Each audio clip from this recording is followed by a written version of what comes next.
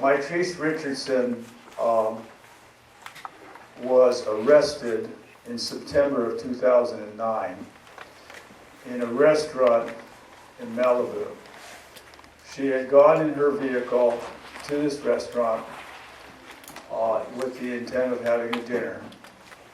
She had her dinner, and at the time of her conclusion of her eating her dinner, she was asked to pay for the bill. She was unable to pay for the bill.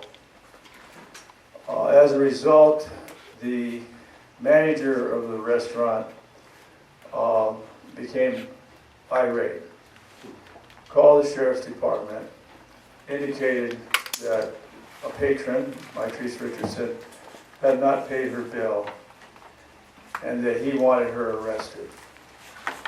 He was instructed by the deputies that only he could make the arrest, that this is a misdemeanor offense, and the deputies were not empowered to make that arrest because they did not witness what would have been the crime of theft. So in that point, the restaurant manager elected to make a citizen's arrest. And at that point, the officers took Mitrice Richardson into custody. In that process, they were asking her for her identification. And at that point, she indicated that her identification was in her car. She had checked her car into the valet parking system. So at that point then, they were able to locate her car and then locate her identification and know exactly who she was.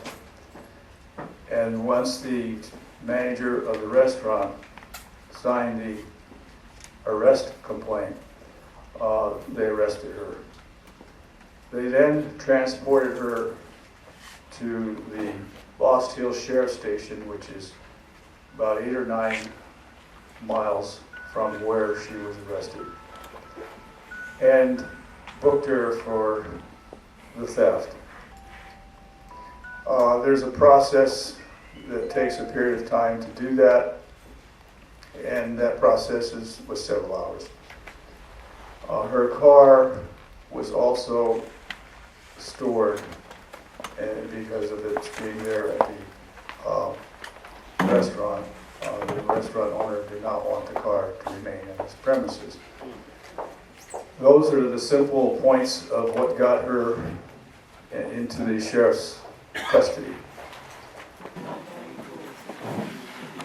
All right, ladies and gentlemen, I'm a little bit under the weather.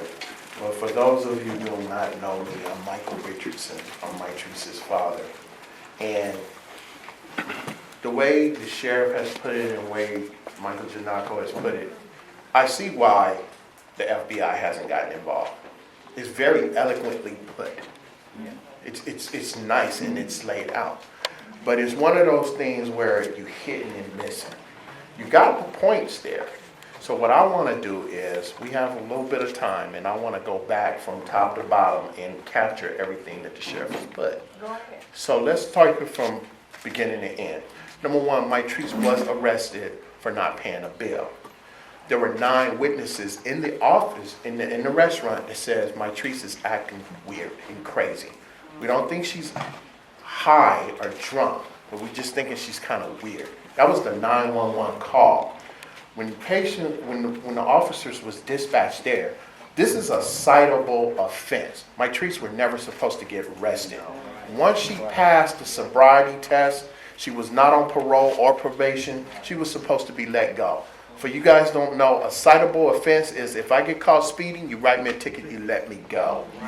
What they failed to report in his statement is that the mother called 4 times, spoke to 4 different officers.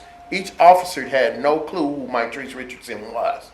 But we offered to pay the bill, and the bill was denied.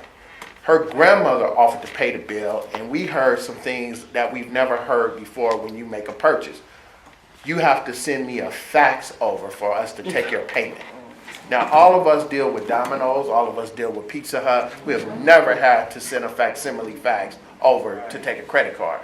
She expressed herself, I am 92 years old. I don't drive at night. The officer asked my daughter, have you ever been on a 72-hour hold? So they knew that something was wrong with Mitrice at the point. Now, once you say Mitrice was then brought into the jail cell, there was surveillance that they finally showed us after 5 months of a captain saying that there was no surveillance of Mitrice of any kind. After he got transferred and promoted, it was in his top drawer. And it was available for us to look at. Okay? We then reviewed it. I didn't review it because there are certain things, ladies and gentlemen, I stay away from. My daughter was in distress. She was in the cell. Okay? They let us look at the tape. After which, the mother had made phone calls saying, if you're going to release my daughter, I will come pick her up. She's not familiar with the area. No, we will release her in the morning.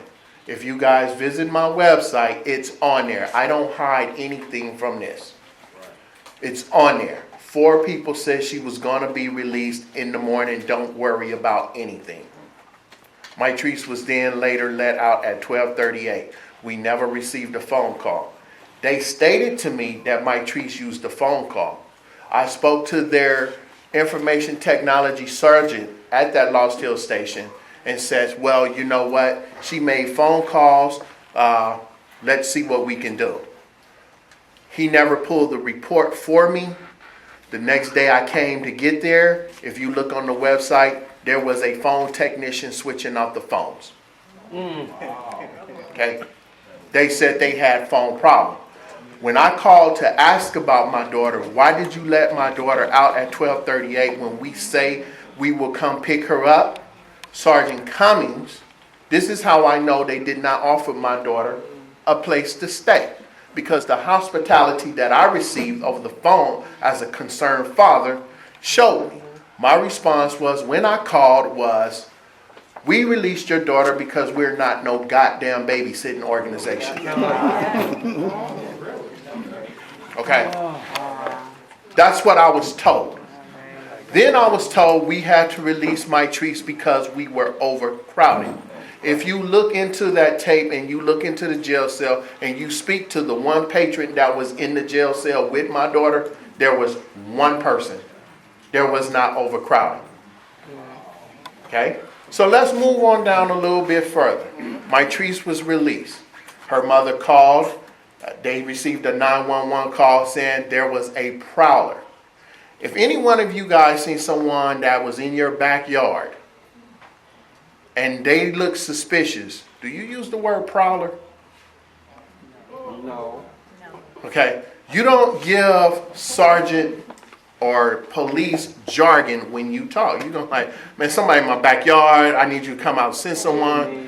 If you listen to the tape of the guy who made the 911 call, he sounds just like a cop. Sounds just like a cop. Okay? But I have no proof. But I'm just telling you, if you listen to the jargon, that's what he sounds like. Okay? That's just like if I walk up to somebody and say, what's up, cuz? You're going to think I'm a Crip. If I say, what's up, blood? You know the jargon. Okay? So, again, this man was later identified as Bill Smith. When we said my daughter is missing, my daughter is missing.